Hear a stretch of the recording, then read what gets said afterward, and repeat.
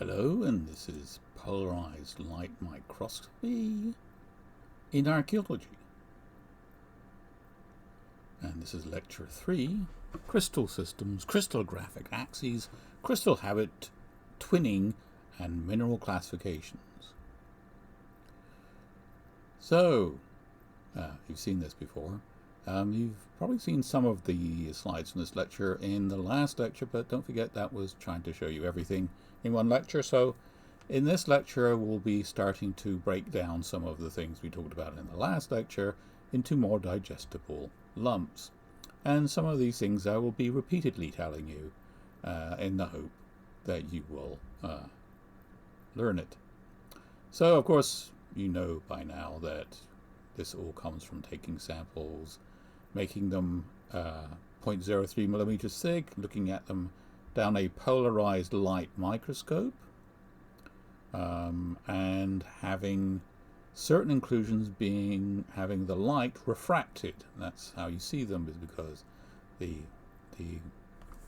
vibration of light is in every direction, goes through the polarizer and goes through another polarizer if it's cross-polarized light, which will mean if it's not refracting light, no light gets through.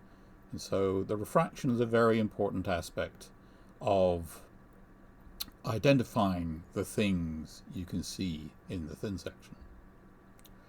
So you will of course have memorized what is a mineral, but what matters for this part is the crystalline phase. This is a crystal, and this is a crystal is an ordered atomic structure forming a three-dimensional network, and these are the networks it forms. And nothing random here, all very ordered and neat. And this is what will lead to what we call a refractive index. When light passes from one transparent substance to another, the velocity changes. So here, this is the velocity of light in a vacuum or air, and this is the velocity of the light going through a substance, in this case a mineral. And the difference between them, the wave velocity in a vacuum divided by the wave velocity in the substance, gives you the refractive index of the material. Now, some things do not refract light. They're isotropic, and so the isometric one is one of these. Here's isotropic, and all the other ones will be referred to as anisotropic. And so, because they do not propagate light equally in all directions. And this is because of the different lengths of the axes. So all of these are anisotropic, and this one is isotropic. The isometric is isotropic. Quite just remember that bit. So here are some examples of refractive indices, and so you can see the refractive index of this isotropic, isometric system mineral is one number, whereas all the other ones will have a range of numbers depending on the potential length of the axes. Here's calcite with quite a big difference. And here's apatite, the phosphate, which has a small difference like this. So most minerals will have this range, and it's this range that creates what we call birefringence, which we should talk a bit more about later, but it's nice to have these bright colors because they cheer everybody up. So let's go through those systems again. I know you've memorized them perfectly, and so you're going to sit back there and think, oh yes, of course I know this one. The cubic system, all axes equal. So that's why the light is propagated equally in each direction. The tetragonal system, where you have one much longer than the other. Remember, that's the one I want you to remember, because I may at times tell you, oh no, that's not isotropic, you're looking down the c-axis. And it can be shorter, and it can be longer, it can even be the same length just to be annoying, and you get all sorts of shapes. Do remember this shape, it's going to show up a bit later when I'm talking about minerals. Orthorhombic system, so they're all going any old length they like, although it's still orthogonal or rhombic system. It still has right angles between the axes. And then you have the crazy one, the trigonal system or hexagonal system, because it creates a hexagonal pattern here. The most famous example of this is, of course, quartz, which creates these beautiful hexagonal crystals. And again, the one to remember is the c-axis, because it's very likely you're looking at a piece of quartz down the c-axis. And so in that case, you can see the light will be propagated equally in all directions on this plane if you're looking directly down the c-axis. Then the monoclinic system, one of them is bent, like this. It's at a different angle. And the triclinic system, where everything's crazy. Different lengths, different angles, anything goes. So it's these different systems which create the different attributes that enable you to recognize the different minerals. So birefringence, I said we'd be coming back to this, and here it is just down here, just to cheer you up. So it's a measure of that double refraction in any anisotropic mineral. And the birefringence is the highest refractive index minus the lowest refractive index. So it doesn't matter if the refractive index is very high or very low. What matters is the difference between them. So here we have the Mitchell-Livy interference color chart, which you will come to know and love. And this is a very important tool in the understanding of what on earth you're looking at when you're looking down the microscopes. One important thing to realize, of course, is always it's partly based on thickness, and this is the thickness of the thin section. And in fact, this is how, when you're making thin sections, that you work out, oh, it must be the right thickness, because you will find a mineral that you can identify, like quartz, for instance, and make sure that is around here. This is a bit higher, but you know, you want to get it to like sort of straw yellow or white. First order grey, actually, not white. White light is all the way up the other end. So quartz is here. Biotite, on the other hand, is over here. So you can see this is a completely different order. It's very, very colourful. And so these are the orders. There isn't a final order, thankfully. The final order would be white light, I suppose. But the first order comes up a lot. And so you'll be saying, oh, first order grey minerals. So these are very important, very common minerals like quartz and the feldspars. And so they'll be like this. They look like white light, but it's not. It's first order grey. Okay?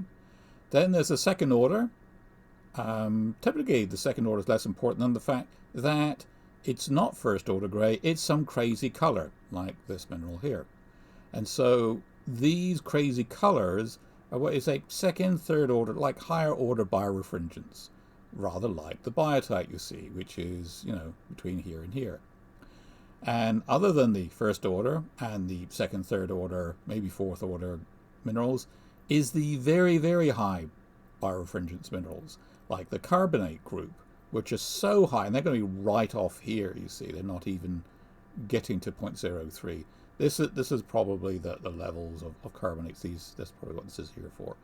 And so they're so high, it's practically white light. It's basically what happens to light is that these orders overlap each other so much they become more and more pastel shade until the light becomes white light. And so that is very high order birefringence. And yeah, let's look at this again. It's always fun to look at this again. So polarized light vibrates in a single plane. That's this one. Isotropic material doesn't let light through when there's another polarizer. Anisotropic material, light travels at different velocities in different directions within the material. I keep telling you that until you get it. You know that, don't you? So, and here is another nice picture of this, which I think I put in here just because I like it, and just to show you how nice petrography of pottery can be, and you can find pretty things in it, so you should all be happy. So this is also another thing that should make you happy, although probably looking at it now it's giving you a bit of a headache. This is the cheat sheet. So this will become your friend. This is in the manual, which you have been provided with, and this basically breaks down the minerals by their attributes. Here are the major minerals that you should be able to recognize, and here are their attributes, but its first breakdown is it opaque, is it isotropic, is it anisotropic? So here you can see, so the isotropic things is you probably have an isotropic mineral, an isometric mineral like garnet, or you may have volcanic glass. We get volcanic glass quite a lot in certain parts of the world, and so that can also be another isotropic material. The opaque things, of course, you can't see through. And here we have these orders of birefringence. So you have the high birefringence, the carbonate groups like calcite. The second, third order birefringence, which is a lot of minerals like the Amphibole Group, the Proxima Group, the mica groups, tourmaline, epidote, olivine.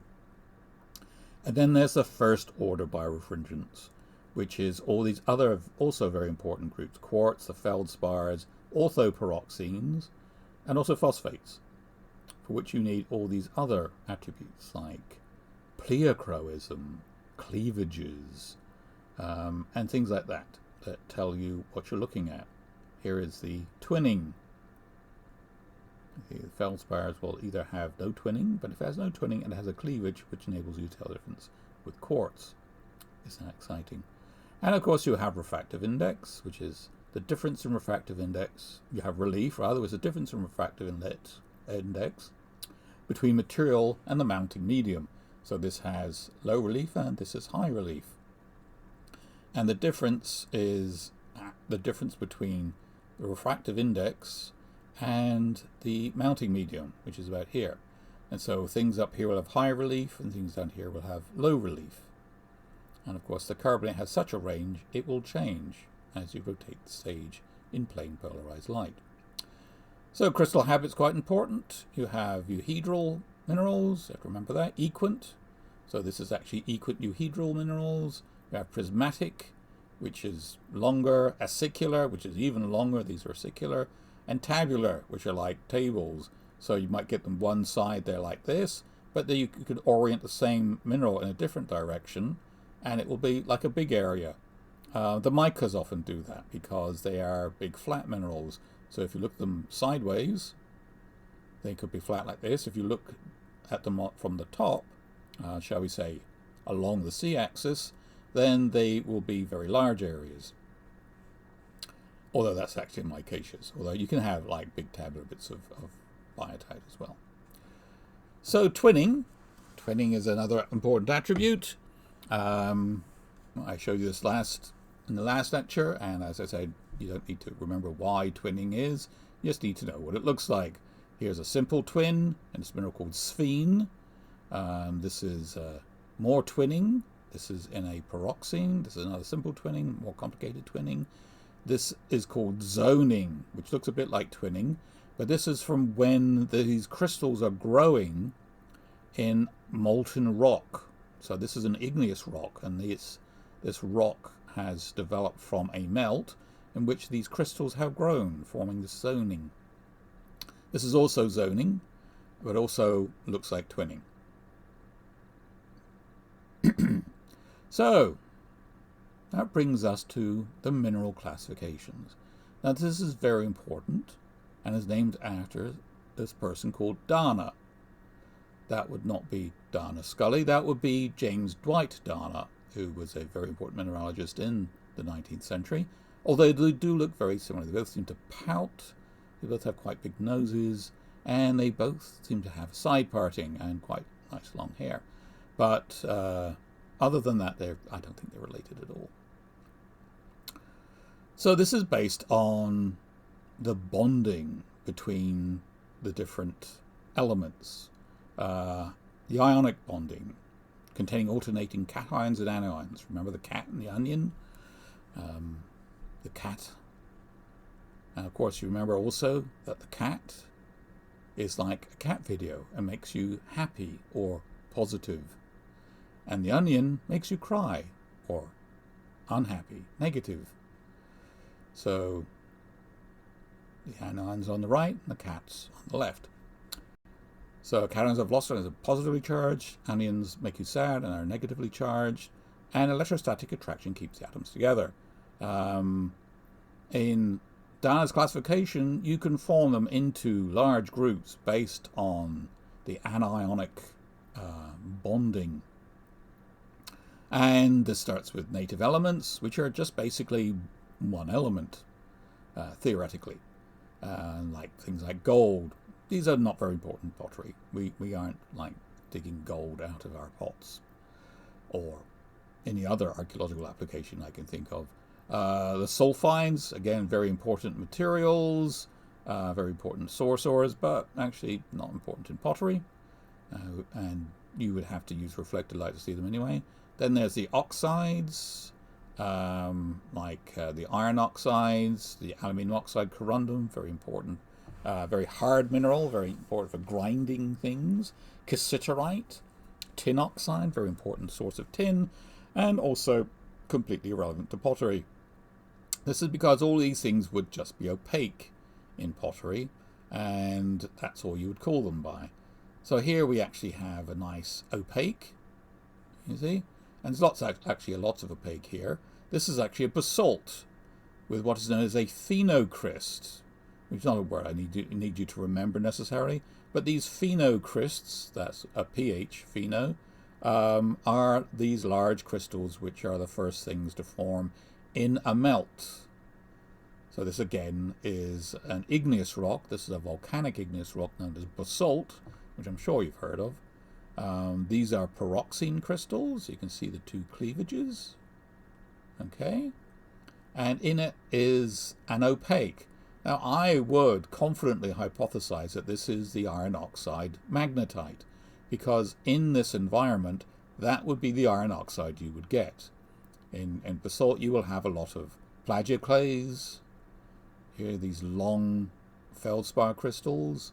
You would have a lot of pyroxenes, including big ones and also the little ones, and you would have a lot of magnetite. And so I could say, oh yes, this will be magnetite. However, if this was a piece of pottery, you don't know that all of the opaques come from basalt, and so you just call them opaques. And here's opaque. And someday you might be able to say, oh, this is really opaque, and so what you call it is opaque. But sometimes it's sort of opaque with sort of red edges on it. And this, you might say, I think this is hematite. Another iron oxide, which under oxidizing conditions in pottery will start getting a red edge. So there's the halides, include halite, fluorite, very pretty minerals, very useful minerals, completely irrelevant to pottery. But then we get to calcite. The Carbonate Group and Dolomite, these are very important in pottery. We see them all the time. These are in the Hexagonal System, like very pretty crystals.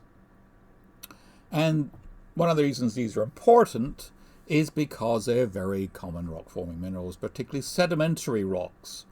And these sedimentary rocks come from carbonate skeleton organisms, like shells and things like that, and coral. So all this coral here will create a skeleton of calcite, calcium carbonate, or actually it's aragonite, which is also calcium carbonate, but never mind.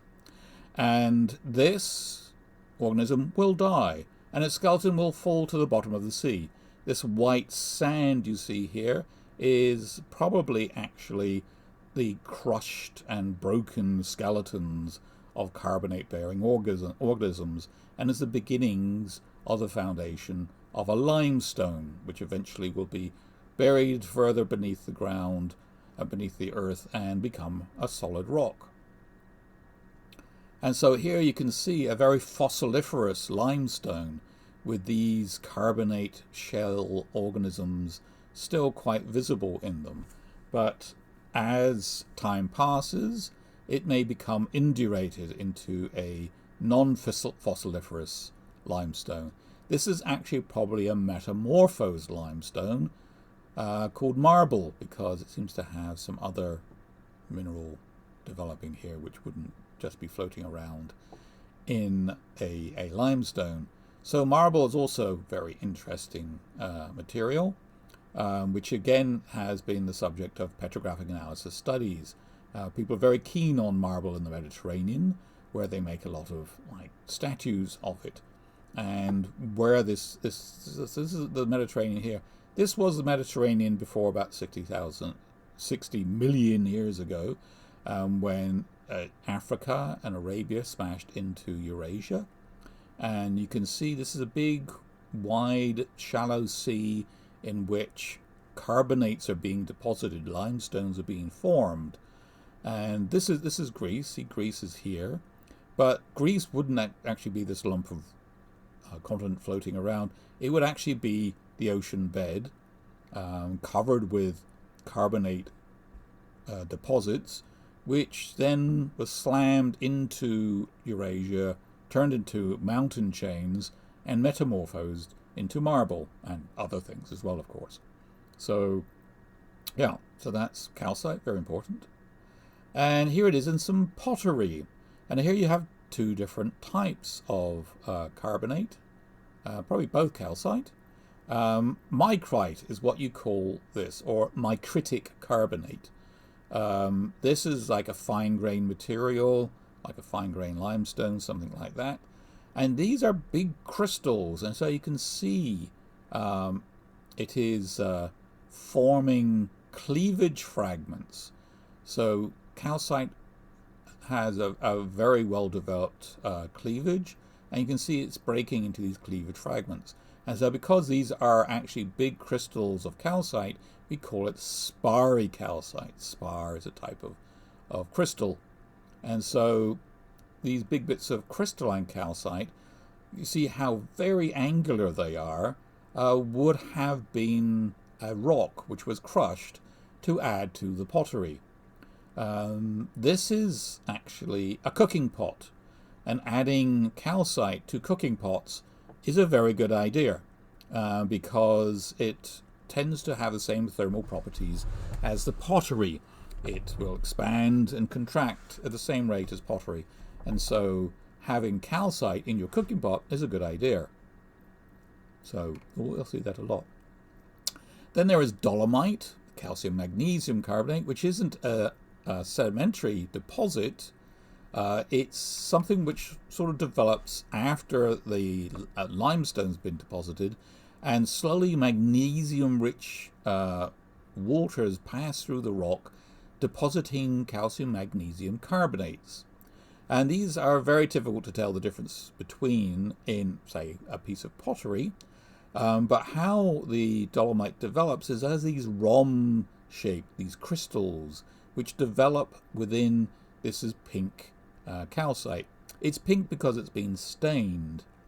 When we talk about identifying minerals in hand specimen, which is very important if you're looking at pottery in hand specimen, you will know that calcite is susceptible to being stained and will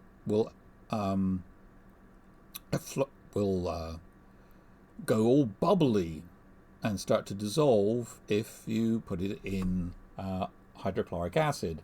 And so what some geologists do when they're studying these rocks will stain a calcite thin section, a limestone thin section, because when it's stained, the calcite takes up the stain, but dolomite does not. And so here you can clearly see the difference between the dolomite, growing as rhombs like this, and the calcite. And so these rhombs get bigger and bigger and bigger until they take up the whole rock and become dolomite, the stone, actually called dolostone quite often by geologists nowadays. But I like calling it all dolomite because I'm funny that way. That's how it used to be called. I mean, geologists keep changing things for the hell of it. Yes. And in fact, I should say, these can be identified. There was a site in western Syria where we found that they were making pottery, and they were using a source of clay that had the dolomite weathered out of the host limestone and were just loose in the sediment, and so they were identified because they were these weathered rhomb fragments, brownish colored. Tends to be brownish, but not always, so you can't count on that. So amongst the sulfates, of which there are a number, gypsum is one which is archaeologically significant and actually does show up in thin sections of pottery, but not because anyone put it there. This has water in it, so in any firing process it's destroyed. So if there was gypsum in pottery, it's long since been burnt away in the firing process and has probably oxidized away. This is actually how you make gypsum plaster, or plaster of Paris, which you will know all about if you have actually seen the Archaeology of Stuff videos, which I would recommend if you haven't seen them. So this is all gypsum here, but if you could imagine that this is actually pottery with a crack going through it, and this is how sometimes, say in Iraq, where there is a lot of gypsum in the ground and groundwater carrying the gypsum material around, it can be deposited in voids in the pottery. So here you can see, if this was pottery, you can see this is clearly a crack. You know, this isn't an inclusion, it's a crack in say, the pottery, which isn't pottery, this is a rock, but you know what I'm saying. And so you see these things growing in something which is clearly not an inclusion. Because if you had an inclusion-shaped thing in here that looked like this, you'd think, oh, this is a feldspar, because it looks a lot like a feldspar. But if it's sort of obviously forming in what was a void in the pottery, then it's probably gypsum. So it's something to look out for. Then we have the phosphates, which do get put in pottery. Apatite, fluorapatite is the one that you get in bone, which is hexagonal. You can see nice hexagonal crystals here. Has very low birefringence, and this comes actually, again, like the limestones, from dead things.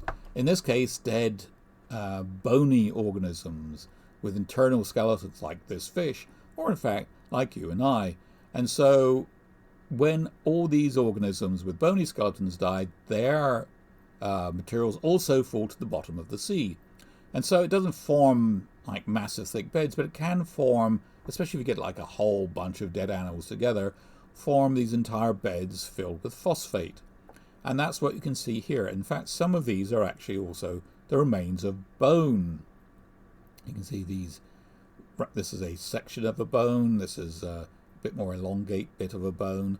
And so this is in plain polarized light, and this is cross polarized light. So you can see it's very low birefringence. So it's almost isotropic, but it's not quite. You can see it's a little bit dark gray in places.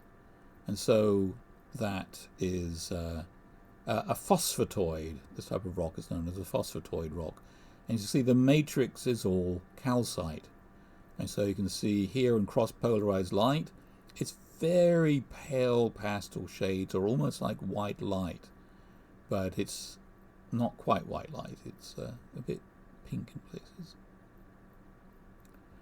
So then we come to the Silica and Silicate group. So these have silica tetrahedra as their basic building blocks. Of course, in quartz, this is entirely made up of these things. And so you have like quartz and oxygen, SiO4. When it forms a solid matrix, you would call it SiO2 because that's the formula for quartz. I know you're not necessarily needing to remember chemical formula for minerals for any possible exam, but SiO2 is something you should probably remember. And so these can link together through the links of the oxygen. So this is actually an oxygen here between the silicas. So you can see oxygen linked to another is actually another oxygen linked to another quartz. And so these tetrahedra can form together in chains. And they can form double chains. And they can form all sorts of other networks. As you can see, there's a lot.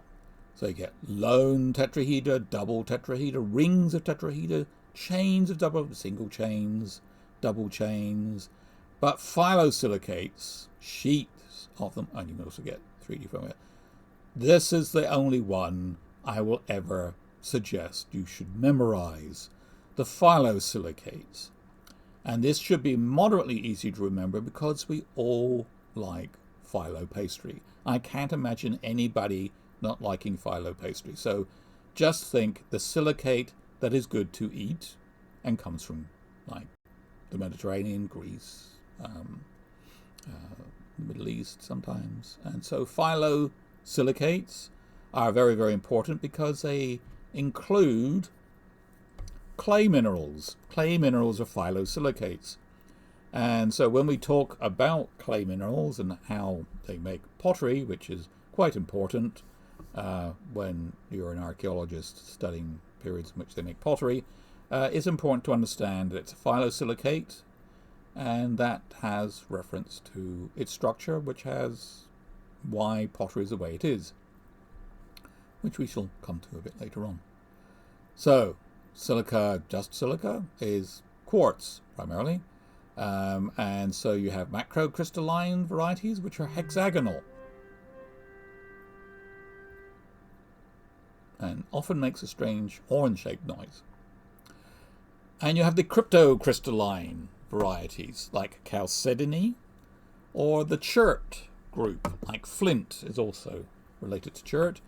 And of course these are very important if you're interested in lithics, because a lot of them are made of it. So here's some quartz in thin section, plain polarized light, cross polarized light. So you can see some of this is oriented in a way that it's extinct, and some is oriented in a way that it's not. And some of them are halfway in between. And so this is what is called undulose extinction, which is one of the characteristics of the quartz group. Another characteristic are these lines here, which you may think at first, oh, is that a cleavage? No, it's not a cleavage, because there's not another one parallel to it in the same mineral. These are fluid inclusions. So if you start off with, say, a metamorphic rock, which this actually isn't, but it was molten when it was in place. This is a metamorphic rock, you see. This is a metamorphic rock. This looks like a muscovite biotite schist or something. But it has a vein of quartz going through it. And so this was actually a melt when it was in place. But you get these fluid inclusions in quartz all of the time because quartz is the last mineral to crystallize. And so if you have a melt of rock, what will also be in there, along with all the elements that form minerals, will be water. And water doesn't crystallize, of course, except under freezing conditions. And so it is never crystallized and is left behind as little bubbles, fluid inclusions, within the quartz.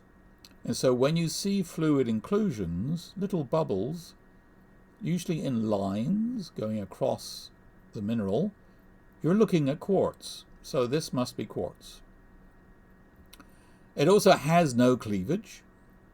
It's first order grey, you see, and has all those other things I'm telling you about. So quartz is a very important rock forming mineral. You find it kicking around the surface a lot. A lot of sandstones will have a lot of quartz in them. Sandstone don't necessarily need to be made of quartz, but they often are because it's a very common rock forming mineral, as I say. And when you weather away any other rock, it's one of the last things to get weathered down to nothing. And so a lot of sandstones and also siltstones, finer grained sedimentary rocks, will be made of quartz. There is a ceramic body made in the Middle East known as stone paste. There's also earlier siliceous pastes. Stone paste is the medieval version, which I've studied quite a lot, and we will be having thin sections of that to look at. And this is actually a plain polarized light view of a stone paste, and you can see it's all made of quartz. And it has glass in between it, and also some clay. And so this is entirely made up of, almost entirely made of quartz, about 80% quartz, 10% glass and 10% clay makes the composition of a stone paste. And of course we have the cryptocrystalline or microcrystalline variety. So these aren't big crystals, these are crystals which are so small they are microcrystals, or cryptocrystals, which means they're so small you can't see them. And so this creates this felty texture, and this is what you get in flint or chert or chalcedony, and other agate, for instance, will have bands of this material. And so this appears in the archaeological record quite a lot, and you can make lithics out of it, and it can turn into bits in pottery. And this also comes from organisms. Not all of it. Chalcedony, for instance, doesn't, but the chert and the flint does. This is from creatures like this. This is a sponge. These colourful things here are all sponges, and these organisms have skeletons made of silica, and so they will deposit silica like the bony organisms will deposit phosphate, and the calcareous skeletons will deposit carbonate, and this will become part of these sedimentary rocks. And so the flint will form as nodules, or chert will form as nodules within the limestone. There's a particular type of chert with little fossils in it. And so if you had a bit like this, say, in a thin section, you would say, I have the faintest idea what this is. And so you'd actually look around, find something that looks like that has one of these in it. And coincidentally, here is one. And so you can see it has these same little fossils in it. This is actually from the upper Euphrates region, and these bits of chert with these fossils in are quite diagnostic. This is a stone paste again. This is actually the ceramic body on this side, and this is the glaze. And this is a medieval piece of pottery from the city of Kashan in Iran, in which the quartz of the stone paste is actually chert. So it's actually very distinctive and easily distinguished from other centres, which is quite convenient because it's a very important centre. Then you have the nesosilicates, and that includes olivine. Olivine's a very important orthorhombic mineral, and it's also my favourite colour, green. It's very pretty and shiny. And this is what you get below the Earth's surface, and it comes up at places like mid-ocean ridges and forms oceanic crust. Here's the oceanic crust.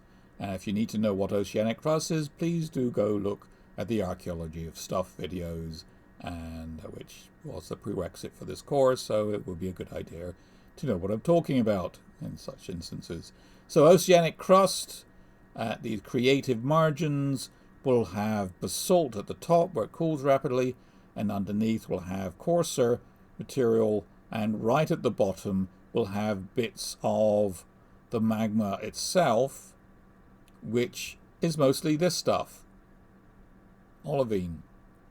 And this is a ferromagnesium silicate. Very easy to remember that, whether you want to or not.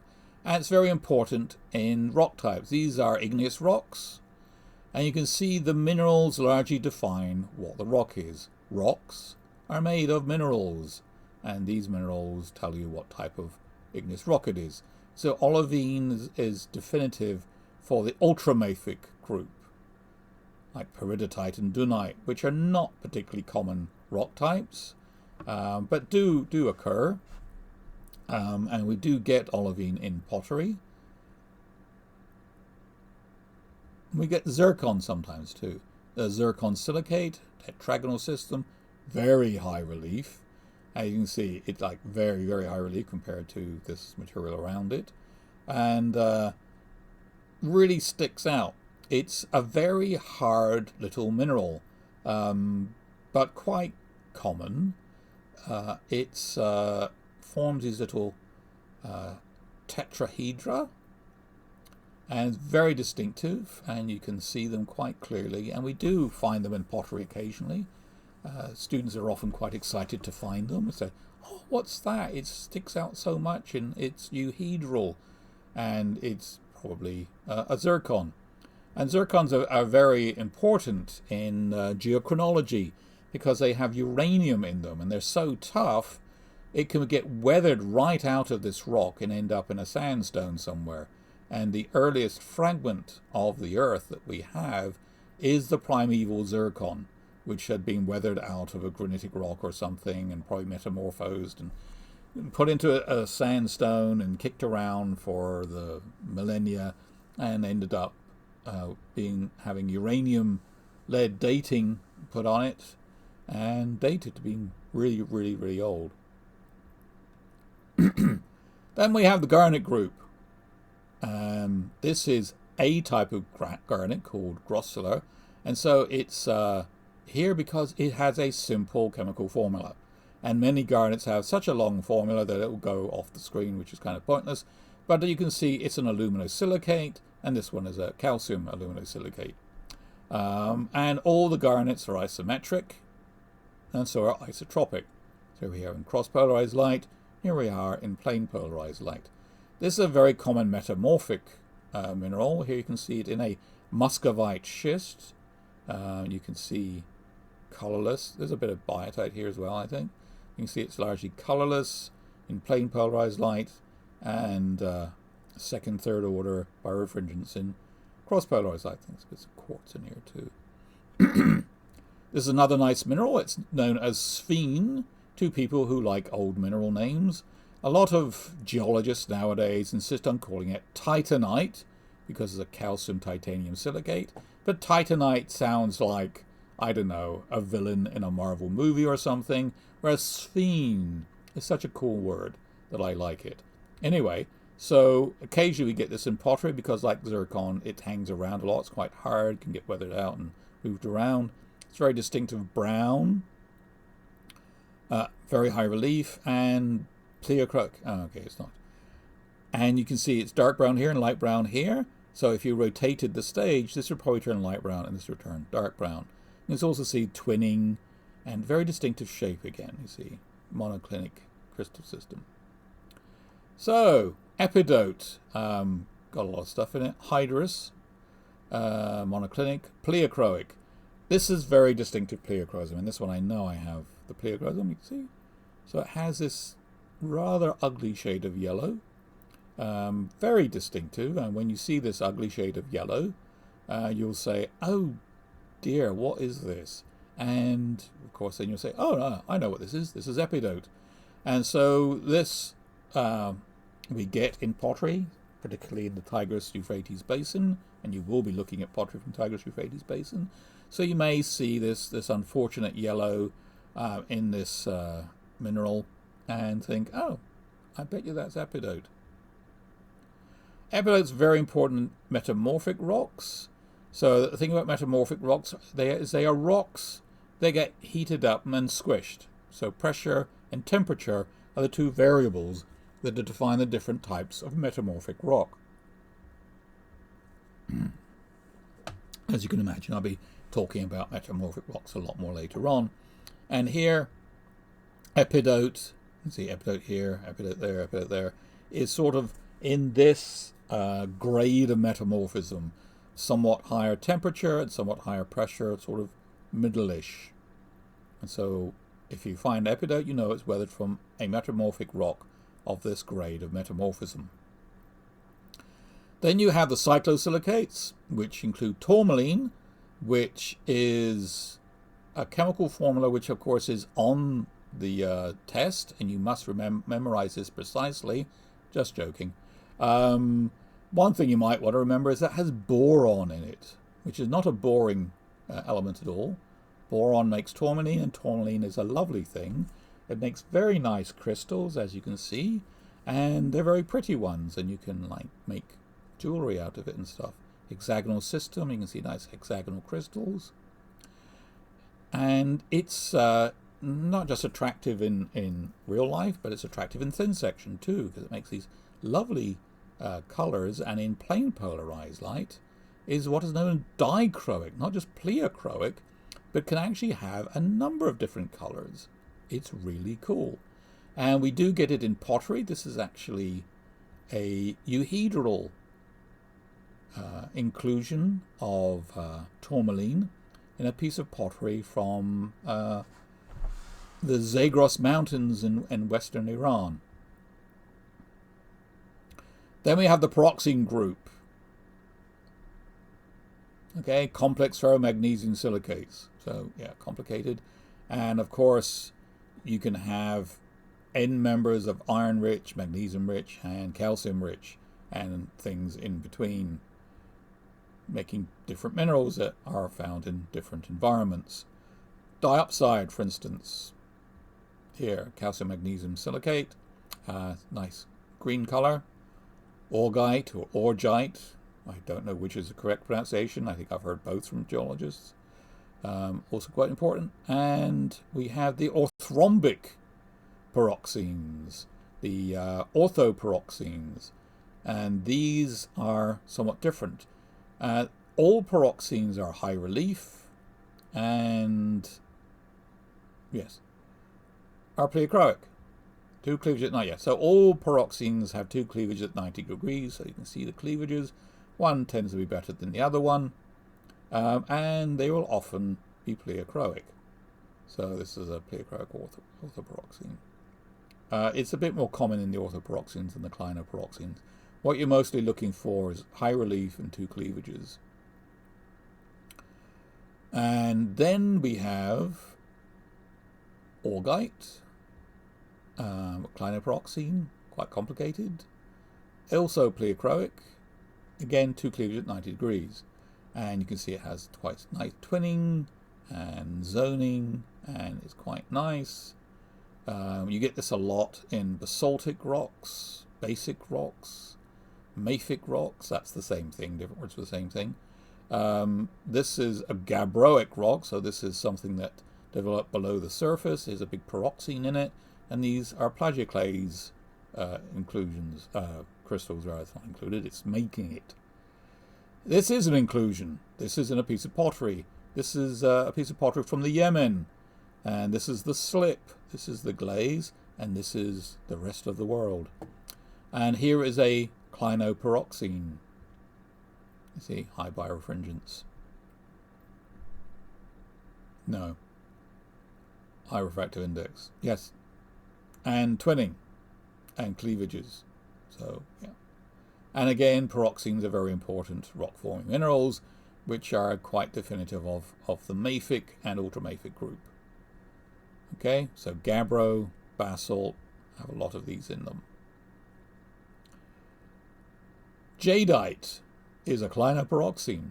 So if you're studying jadeite, then you are going to be studying these things. You could do thin sections of these, but it's probably better to get some sort of chemical analysis of them to try and differentiate between one jadeite source and another. So then we have the Amphibole Group. Double chains, include hornblende, monoclinic, have water in them. They're actually very similar to peroxines, except the peroxine group are anhydrous, there's no water in them, whereas the amphiboles have water in them. So they're pleochroic and have two cleavages at 120 degrees. See, pleochroic. So this is hornblende, which is pleochroic green. You can get colorless amphiboles, and you can have ones with different colors. Quite often in pottery, in the firing process, for some reason, it turns brown. And so you have brown pleochroism. This one here is actually biotite. See the biotite? So the two cleavages at 120 degrees are visible when you're looking down the C-axis, shall we say. Because you can see it forms these elongate crystals in the monoclinic system. But when you're looking down the long one, which will be the C one, you're more likely to see those cleavages at 120 degrees. In fact, you can see here in this one, this looks like it has those cleavages. But if you look at this one, you're probably just going to see one cleavage. So in pottery, in a rock like this is probably going to be quite random, and you're easily going to see more than one orientation at the same time. But pottery forming techniques will often orient the inclusions. And so typically these elongate ones will go along, say, parallel to the side of the pottery, and so we're more likely to see the cut going through it like this and see those two cleavages. But occasionally you might see it oriented the other way around, say if it's like a sand grain that's been weathered and is equant in its shape. And so you may see it sideways and think, what on earth is that? It's got one cleavage, it's pleochroic, but it's not biotite. But then what you do is, I'm going to look for another one like that until I find one oriented like this one is, and you see the two cleavages.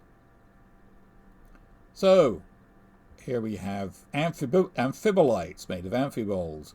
And so again, here we have typically lower pressure and moderate temperature will be indicative of that area of metamorphic rocks. Also found in granites quite a lot.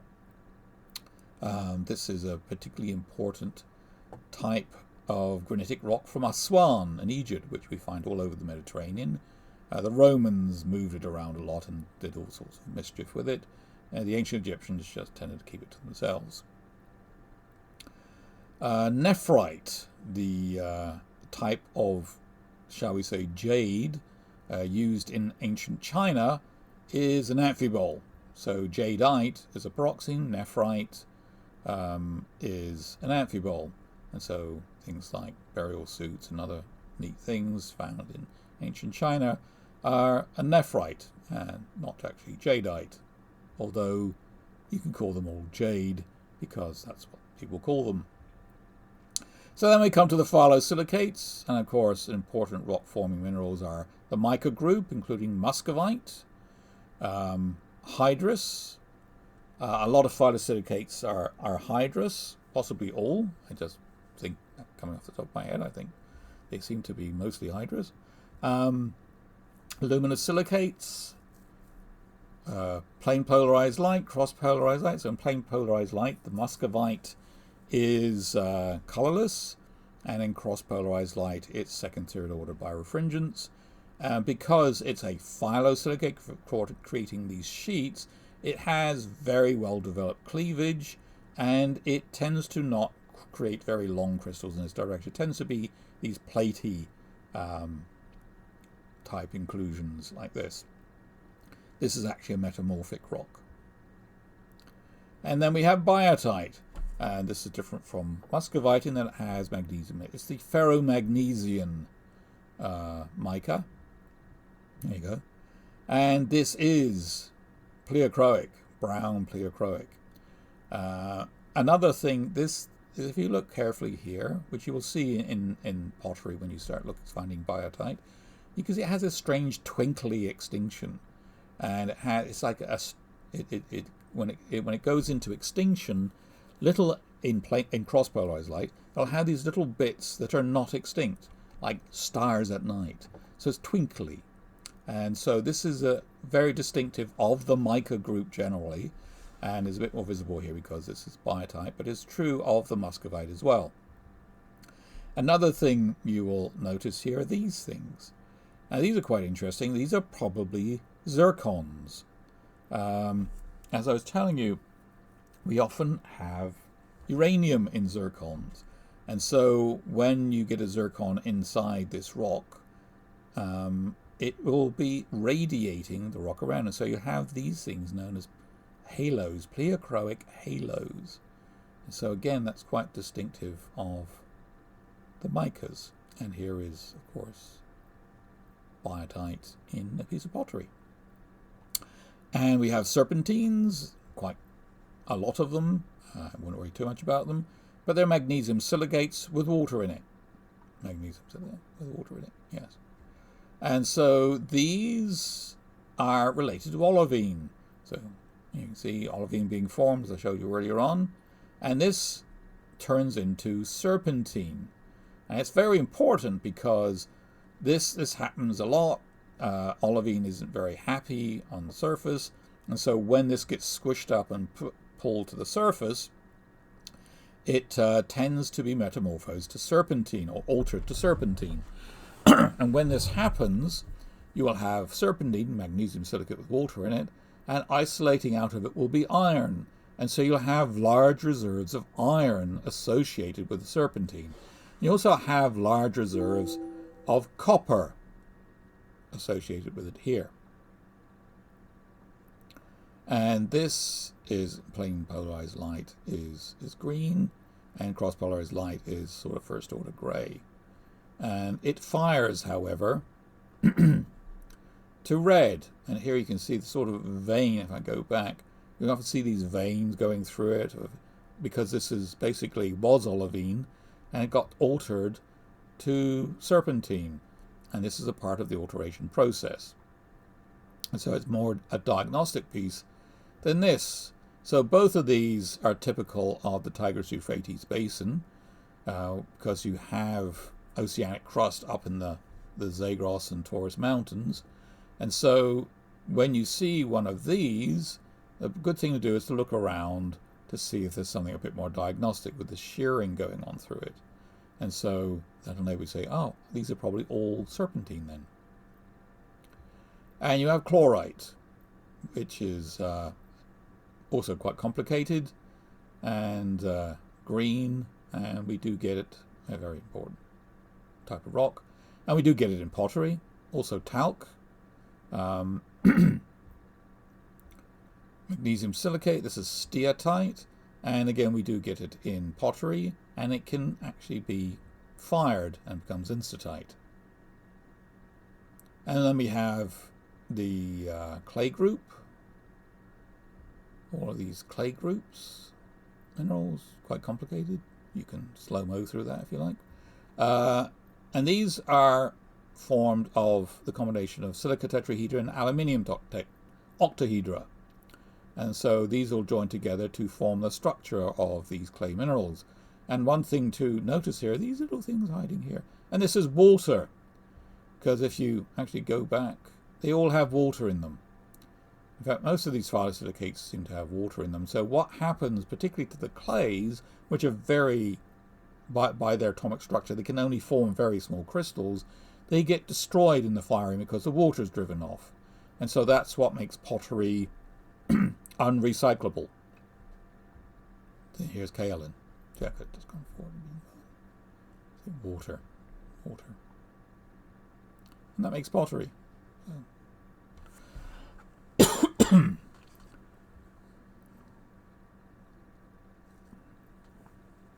So then you have the 3D framework silicates, tectosilicates, and these are the feldspar group.